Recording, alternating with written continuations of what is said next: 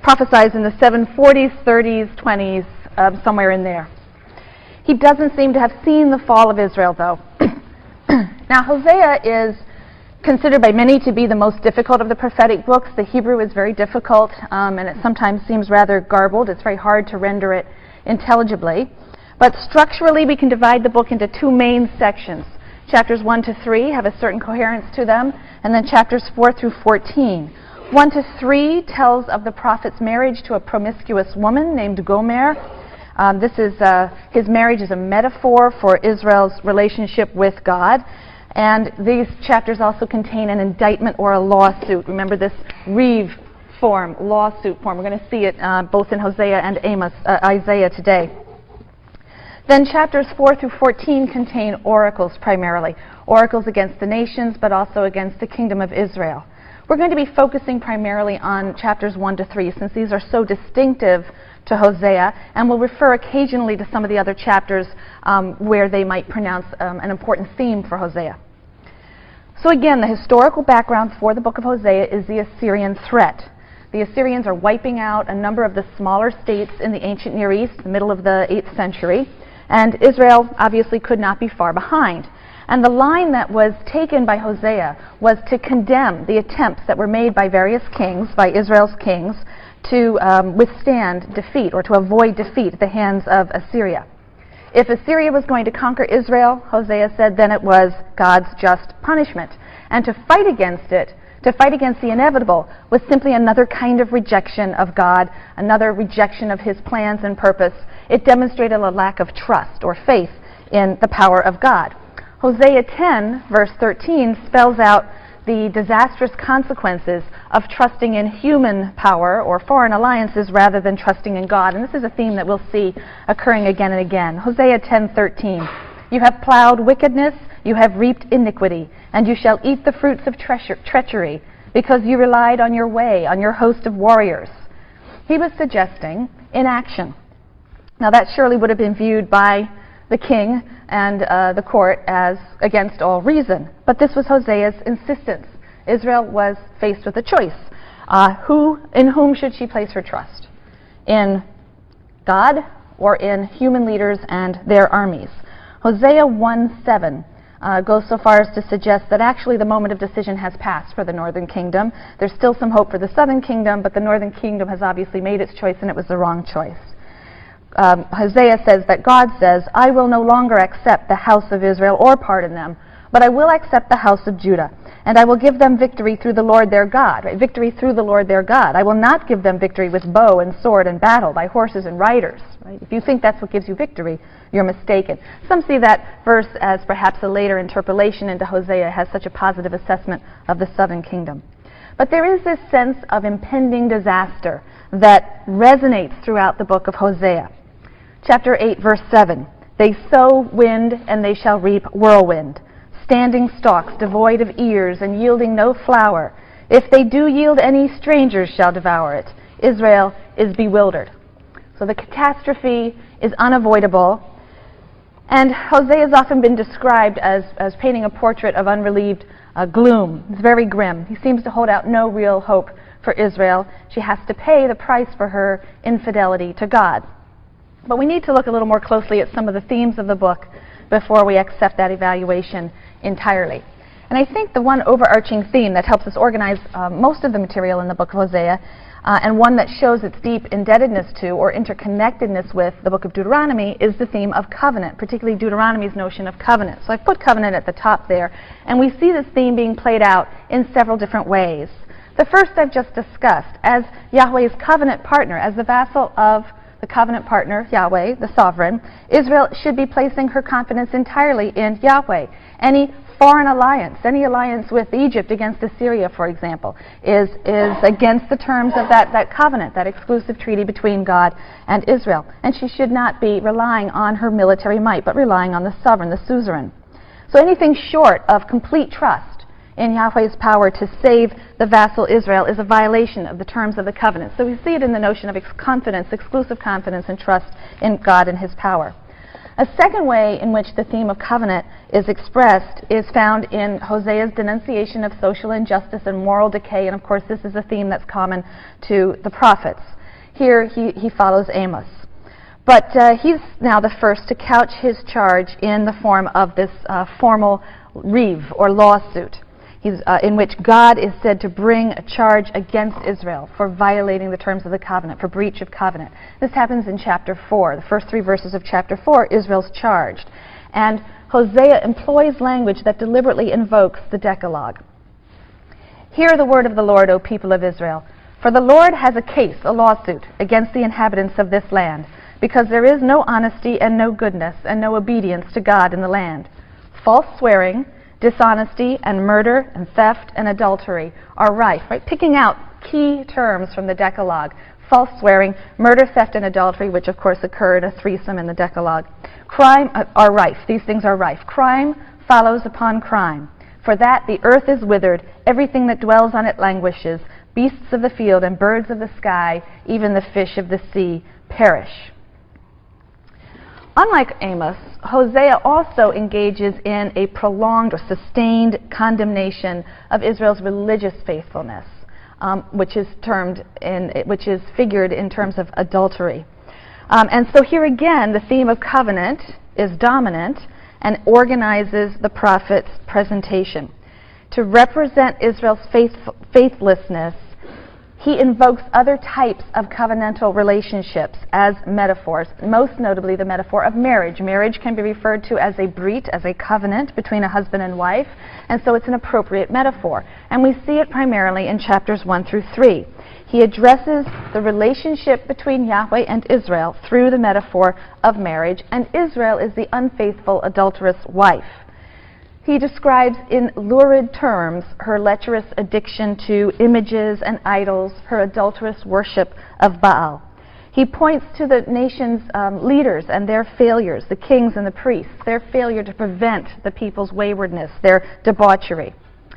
The first chapter is reported in the third person, and this contains God's command to Hosea to marry a promiscuous woman as a symbol of God's own marriage with a faithless wife, Israel. Go get yourself a wife of whoredom and a children of whoredom, for the land will stray from following the Lord. So he marries this woman named Gomer, and she bears 3 children who have very inauspicious names. These names are symbolic of God's anger over Israel's religious infidelity.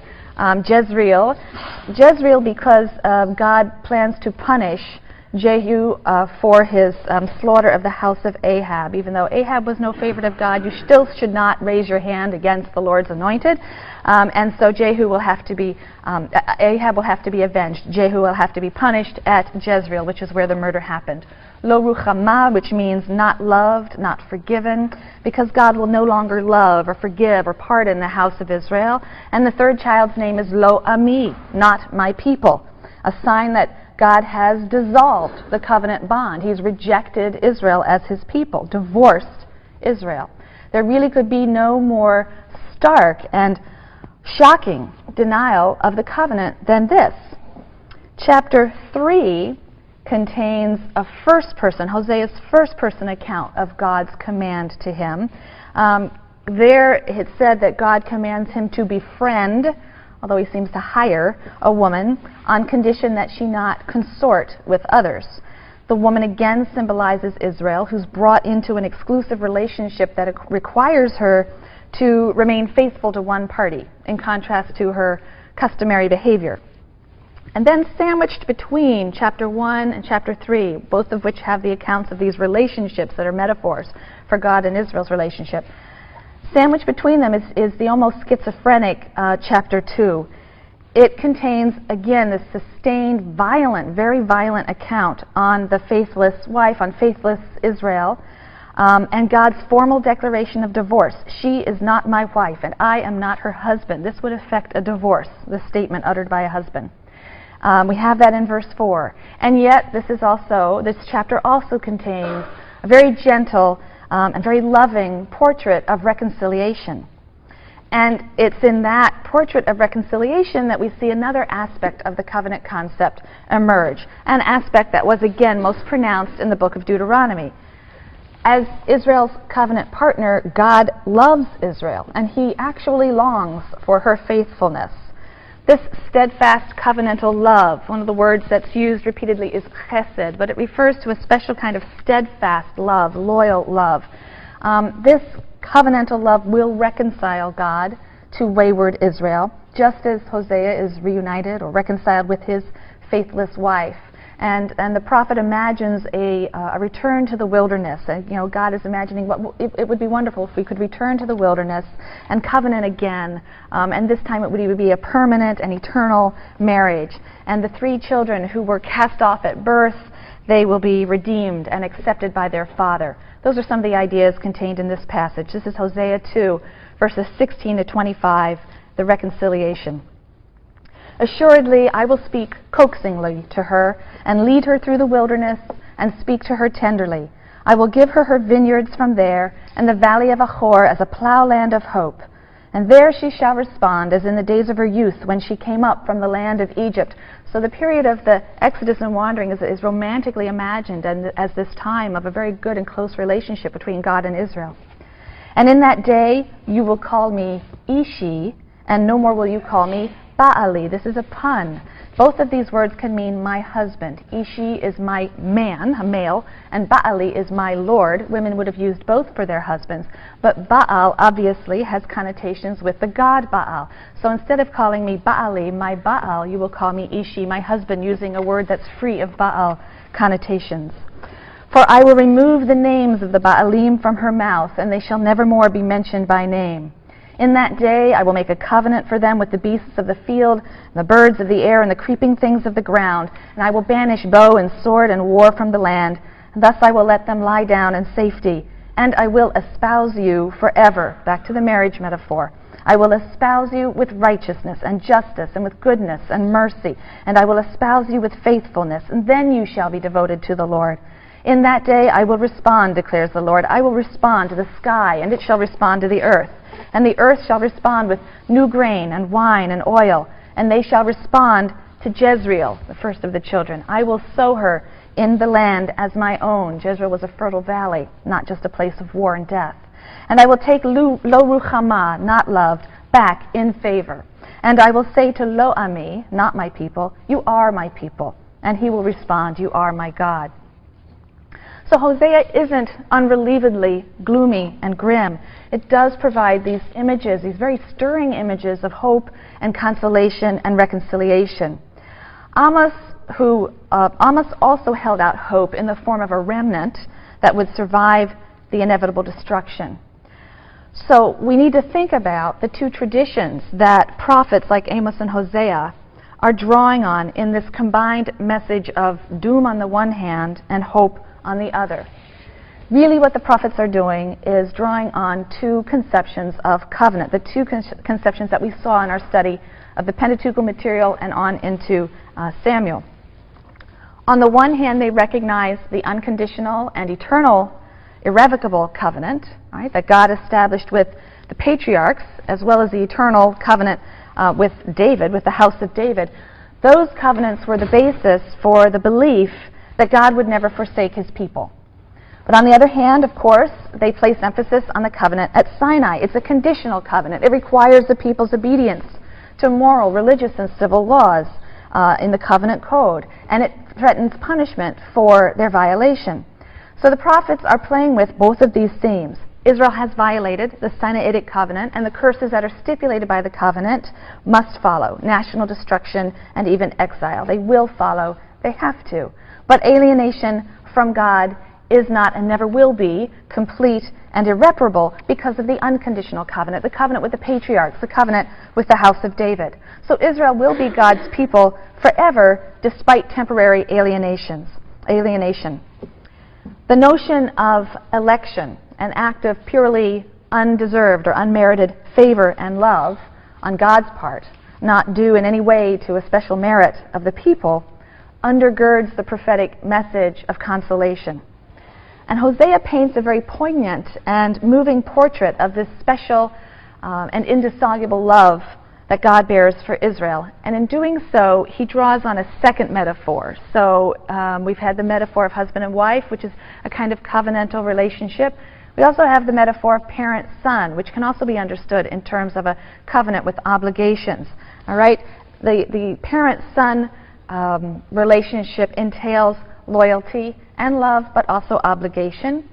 One of the obligations that is understood to fall on the parent is the obligation of disciplining a rebellious or ungrateful child while never forsaking that child. So that's a model that works very well with the prophetic message. Hosea 11, 1 through 4, and then skipping to verses 8 through 9.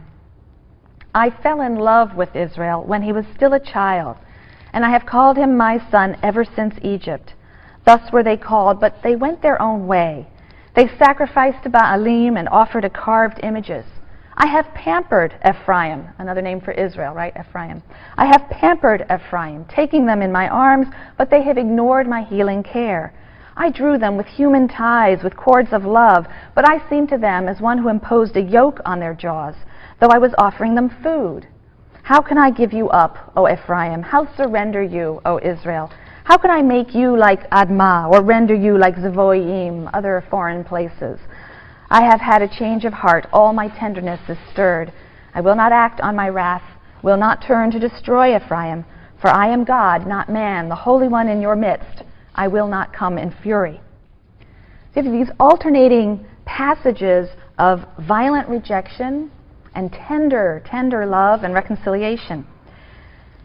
And with these alternating passages, the prophet is able to capture or convey a passionate struggle taking place in the heart of God. Right? They're giving us that passionate, emotional portrait of God. It's the struggle of a lover who's torn between his jealous wrath and his undying love.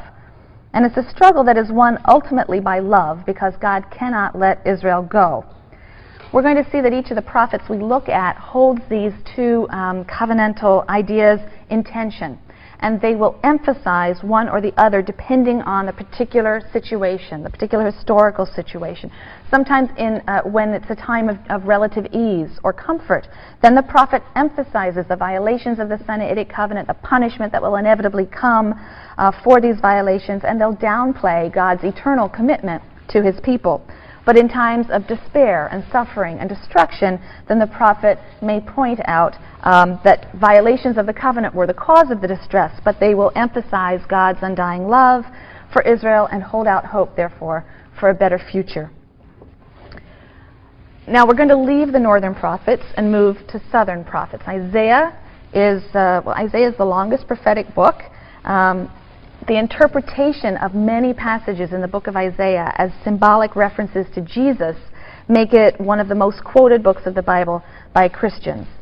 Isaiah was a contemporary of Amos and Hosea, right? Second half of the 8th century. He was active for a little bit longer period. He was active into about the 690s, somewhere in there. But he prophesied in the southern kingdom of Judah when the Assyrian Empire threatened and destroyed the northern kingdom. Right? The northern kingdom falls 722. And then, of course, was threatening Judah. So he's active for over 50 years, and he counsels Judah's kings. He counsels them through 2 sieges. I've listed these for you. The siege of 734, where he counsels King Ahaz, and then the siege of 701, where he counsels his son Hezekiah, or Hezekiah. Okay? Give you a little bit of a historical background to these sieges so you understand them, but those are the main dates that can help orient your approach to Isaiah. We have excellent evidence, by the way, for all of these events in the Assyrian sources and also archaeological finds. The archaeological finds show destruction, by the Assyrians at the places that we believe were destroyed at the times they were destroyed. But this is what happened.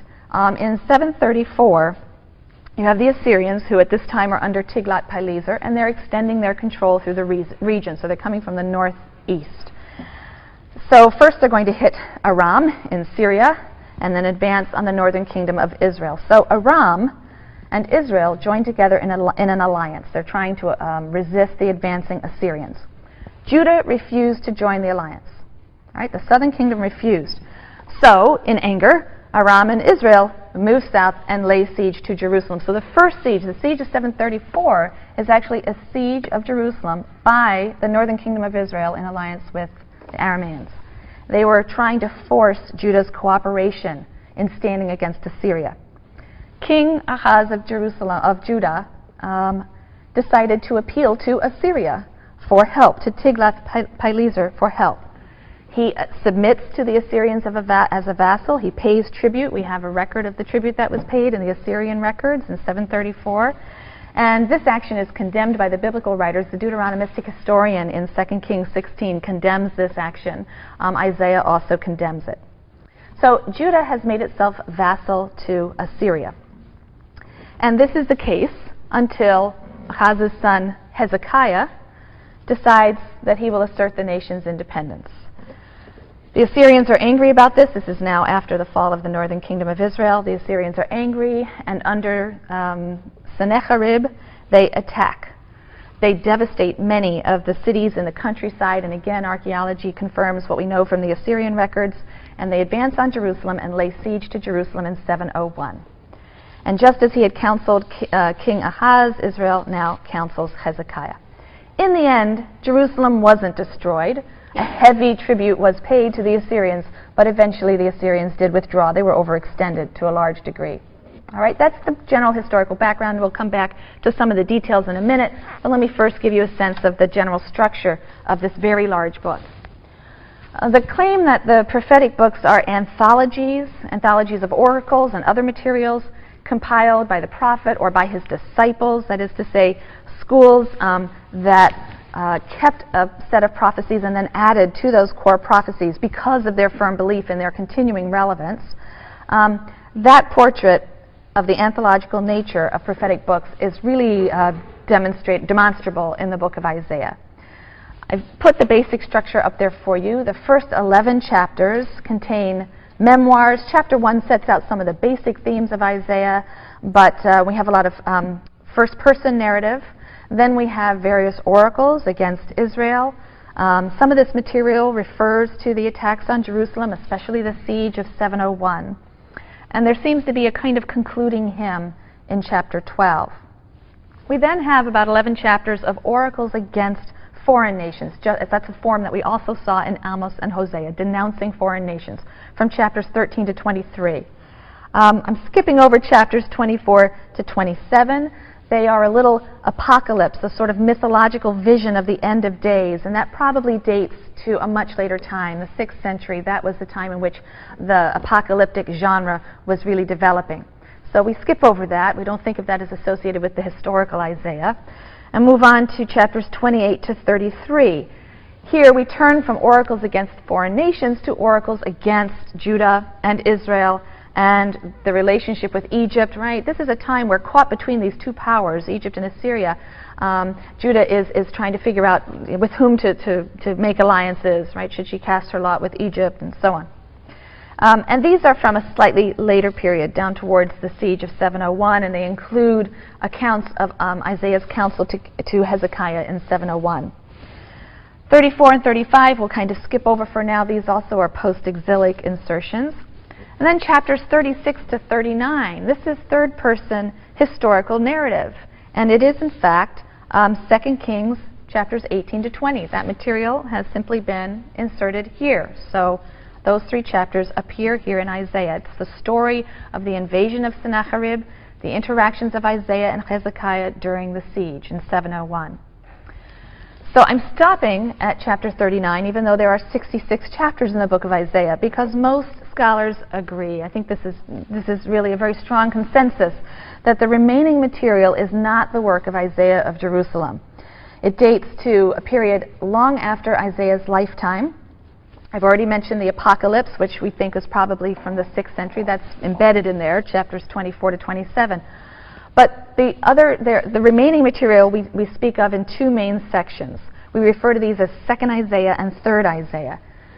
Chapters 40 to 55, which we refer to as 2nd Isaiah, assume a historical setting which is in which Babylon is dominating, not Assyria. And so we see that as coming at a much later time. Chapters 56 to 66 we refer to as 3rd Isaiah. This material contains oracles that are spread throughout the 8th to the 5th centuries. So we'll consider those on another occasion in their proper historical context. Right now we're looking at the material that is most likely attributable to first Isaiah, to Isaiah of Jerusalem. The book also contains material that is a repetition of material found elsewhere.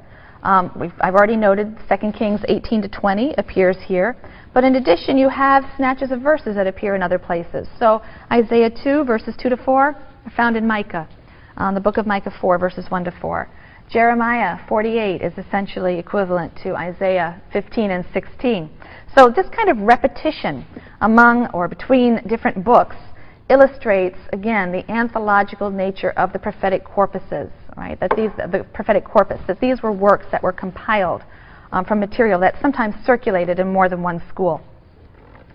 So if we turn now to the major themes of Isaiah, let's note first the common ground between Isaiah and the prophets Amos and Hosea that we've already discussed.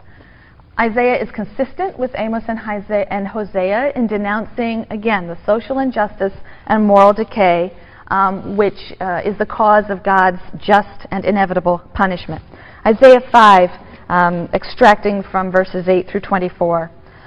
Those who add house to house and join field to field, till there is room for none but you to dwell in the land. Those who chase liquor from early in the morning until late in the evening are inflamed by wine. Those who vindicate him who is in the wrong in return for a bribe, and withhold vindication from him who is in the right. He joins Amos in the assertion that cultic practice without just behavior is anathema to God. Isaiah 1, verses 10 to 17. Hear the word of the Lord, you chieftains of Sodom. Give ear to our God's instruction, you folk of Gomorrah. Right? So he's referring to his fellow countrymen as Sodomites, or people of Sodom and Gomorrah, who of course were the paragons of immoral behavior. What need have I of all your sacrifices, says the Lord? I am sated with burnt offerings of rams and suet of fatlings and blood of bulls, and I have no delight in lambs and he-goats. Your new moons and fixed seasons fill me with loathing. They are become a burden to me. I cannot endure them. And when you lift up your hands, I will turn my eyes away from you. Though you pray at length, I will not listen. Your hands are stained with crime. Wash yourselves clean. Put your evil doings away from my sight.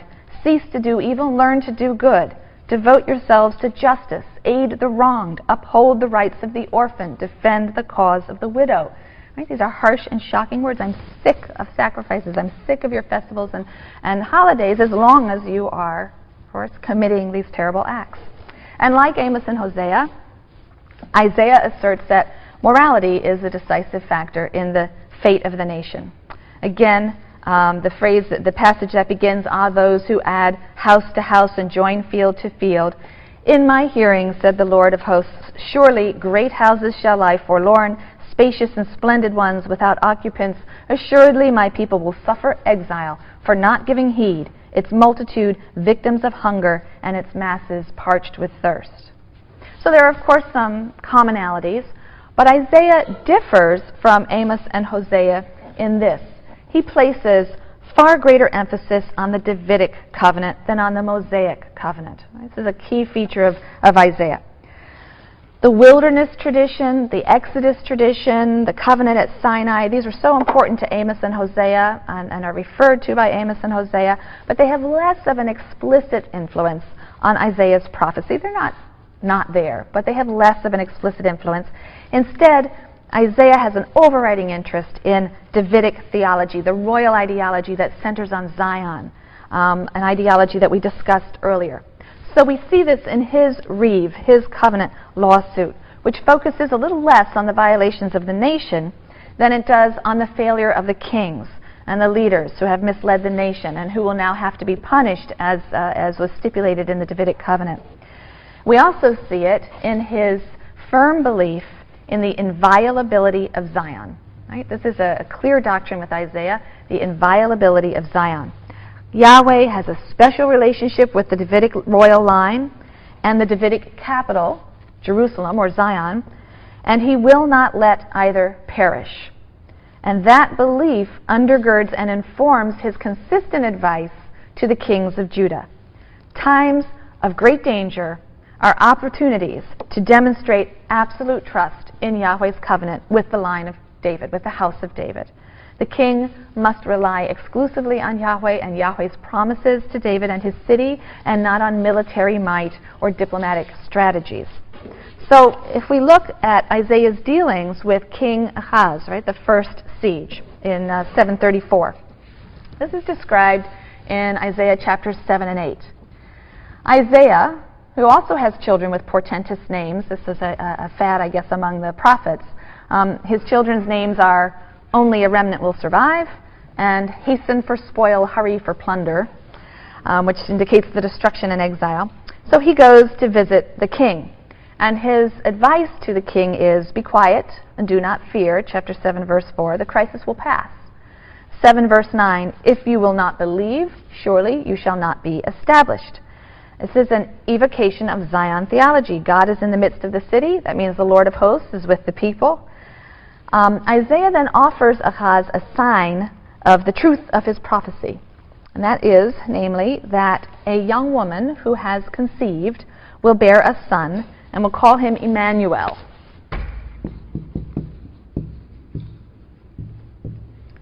It's Hebrew, Immanuel. God is with us. Immanu is with us. El. So this woman who has conceived will bear a son and will call him Emmanuel. This is in 7 verse 14. Now in the New Testament, Matthew in chapter 1 verses 22 to 23 takes this verse as a prophecy of the birth of Jesus. This is based on a Greek mistranslation of the word young woman as virgin. The Hebrew term that's used is not in fact the term for virgin, but it was translated into the Greek with the term that can mean virgin. And moreover, the verb that's used in the Hebrew is in the past tense. A woman has already conceived. The birth is pending. It is imminent. This child will be born. God will be with us. The identity of the woman that Isaiah is speaking about is a matter of some dispute.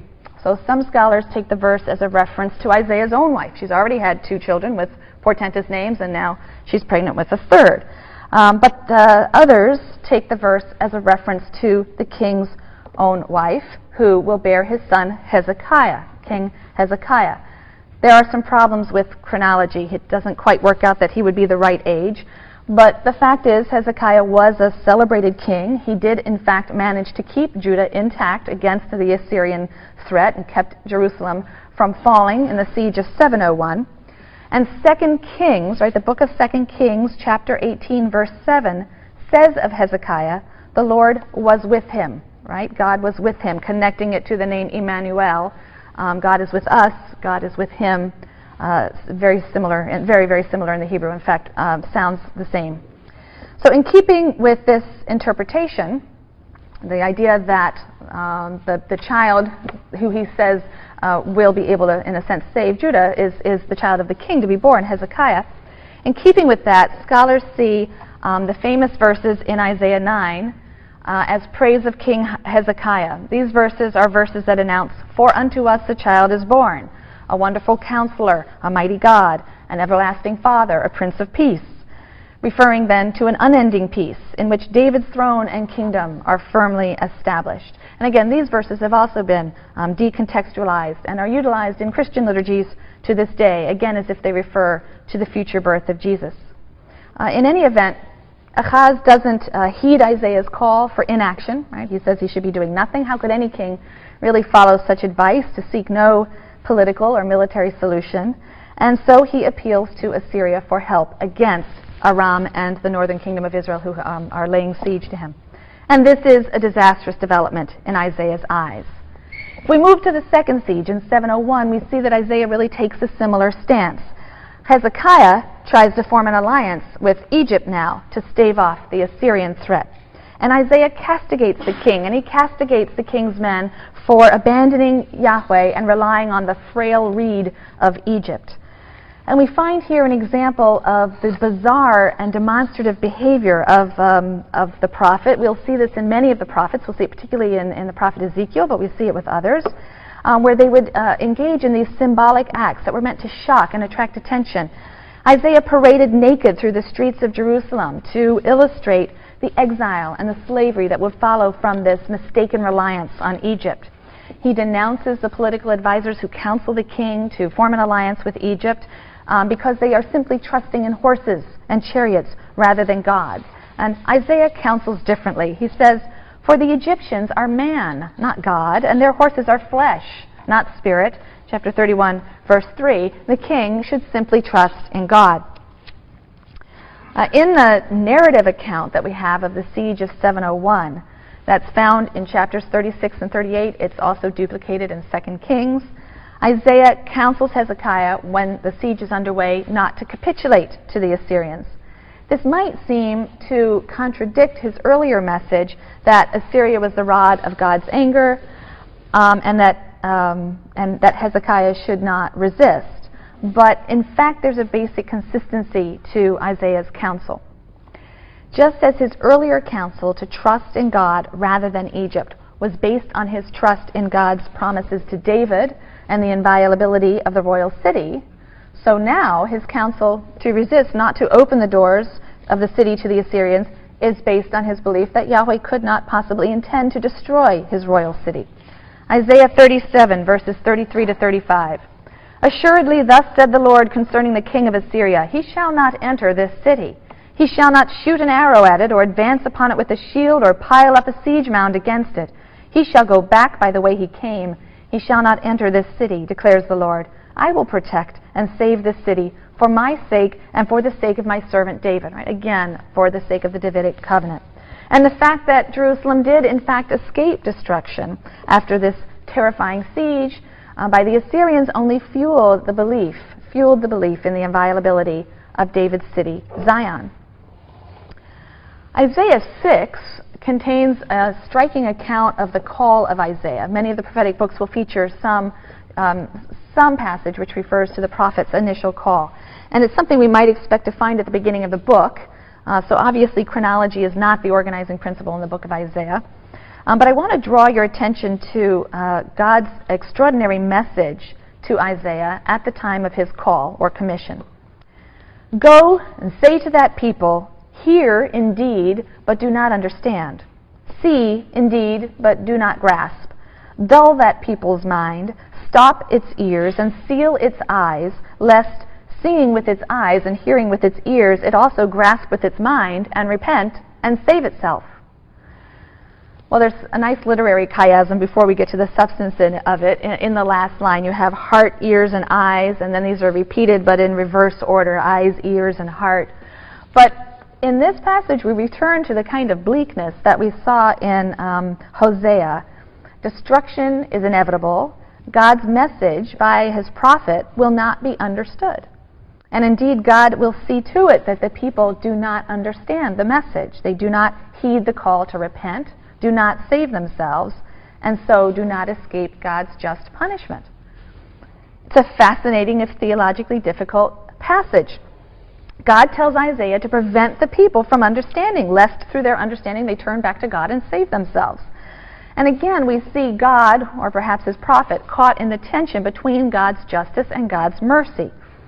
As a God of justice, he must punish the sins of Israel with destruction. He indicated he would do so in the covenant, and he must be faithful to those terms. But as a God of mercy, he wishes to bring his people back.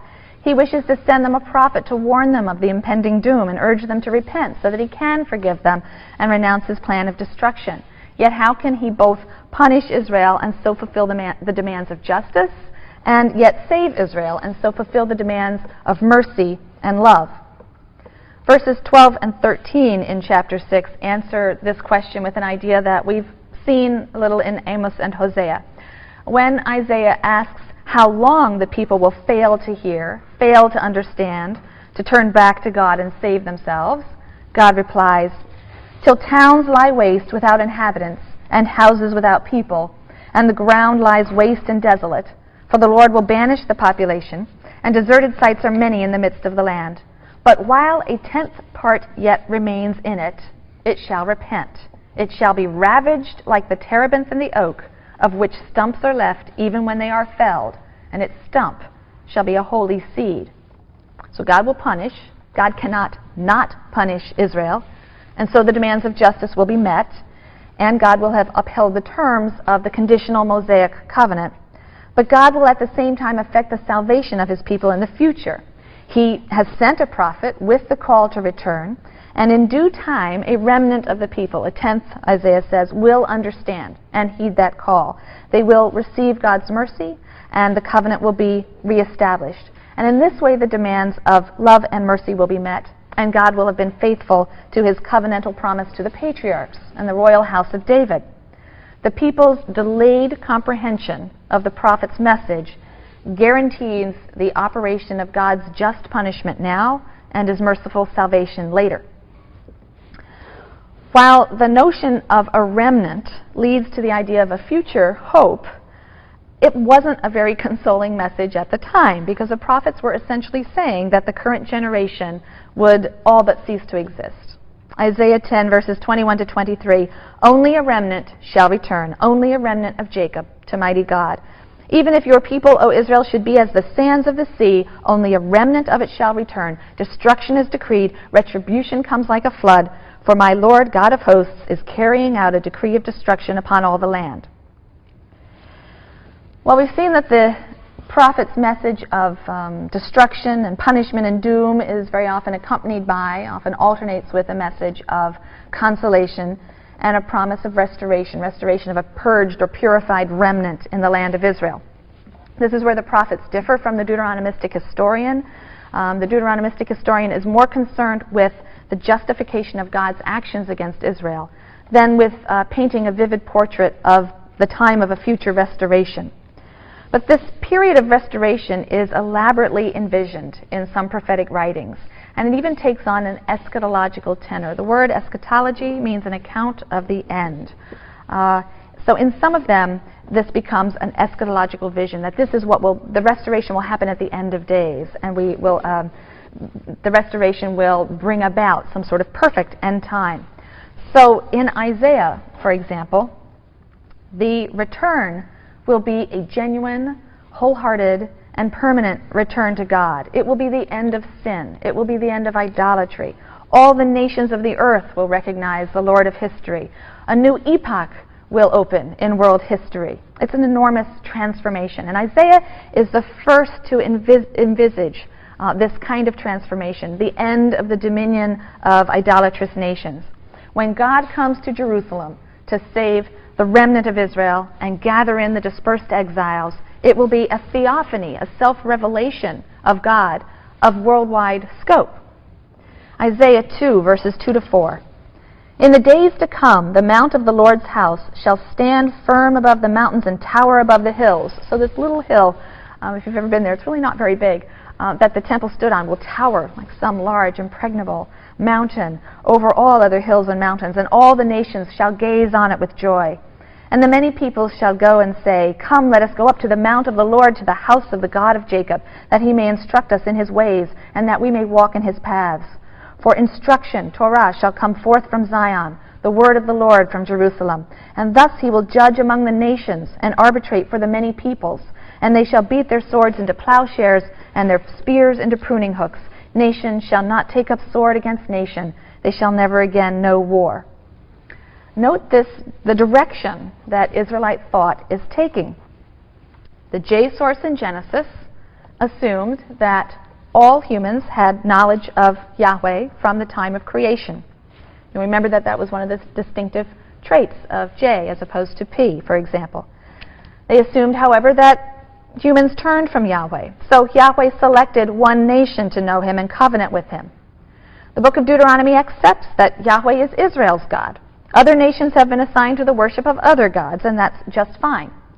But in classical prophecy, universal claims are made on behalf of Yahweh. According to the prophets, God will make himself known to all the nations, as he once did to Israel, and the universal worship or recognition of Yahweh will be established at the end of days. This is a very different idea. And so, as a consequence of this idea, the very notion of Israel's election is transformed by the prophets.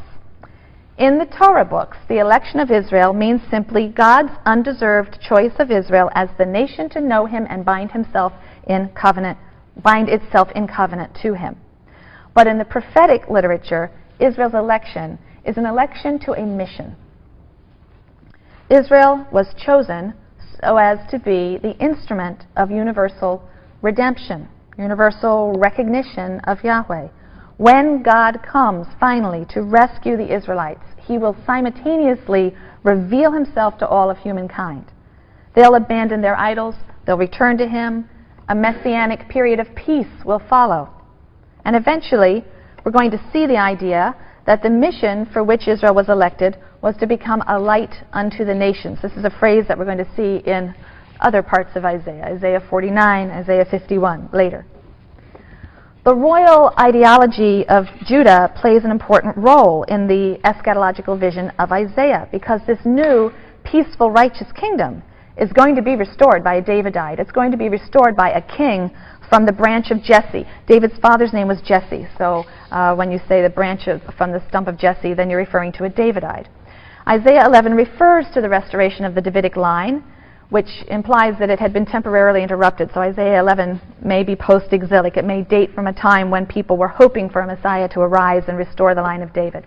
Isaiah 11, verses 1 to 12 and 16. But a shoot shall grow out of the stump of Jesse. A twig shall sprout from his stalk. The Spirit of the Lord shall alight upon him, a spirit of wisdom and insight, a spirit of counsel and valor, a spirit of devotion and reverence for the Lord. He shall sense the truth by his reverence for the Lord. He shall not judge by what his ears perceive. Thus he shall judge the poor with equity and decide with justice for the lowly of the land. He shall strike down a land with the rod of his mouth and slay the wicked with the breath of his lips. Justice shall be the girdle of his loins, and faithfulness the girdle of his lips. The wolf shall dwell with the lamb, the leopard lie down with the kid, the calf, the beast of prey, and the fatling together, and a little boy to herd them.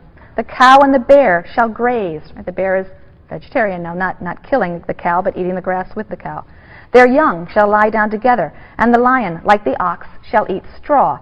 A babe shall play over a viper's hole, and an infant pass his hand over an adder's den. Right? The hostility, the animosity between humans and serpents or snakes, which was decreed at the fall, and the expulsion from Eden, is reversed in this end time. Right? This is a return to the situation in paradise.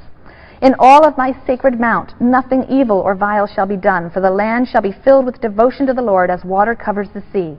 And in that day, the stock of Jesse that has remained standing shall become a standard to peoples.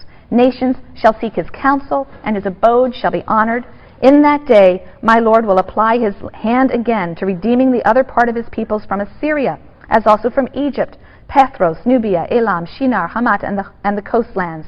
Thus there shall be a highway for the other part of his people out of Assyria, such as there was for Israel when it left the land of Egypt. So this new, ideal Davidic king will rule by wisdom and insight, and the Spirit of the Lord will alight on him. That's a phrase that we saw being used in the case of Judges, in the case of Saul or David. It doesn't refer to military might and strength here. It refers to counsel and a spirit of devotion to God. And this king's reign will begin an ingathering of the exiles of the nation and a transformed world order. So, to conclude, Isaiah is typical of the prophetic reinterpretation of the ancient covenant promises, giving Israel a hope for a better, ideal future. And like the other prophets, he declared that the nation was in distress, not because the promises weren't true, but because they hadn't been believed. The nation's punishment was just a chastisement. It wasn't a revocation of the promises.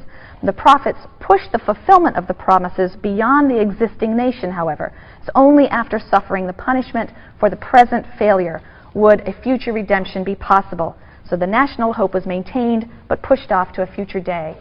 Right, we'll deal with some more prophetic books when we come back. Please be sure to take the handouts in the box at the side of the room.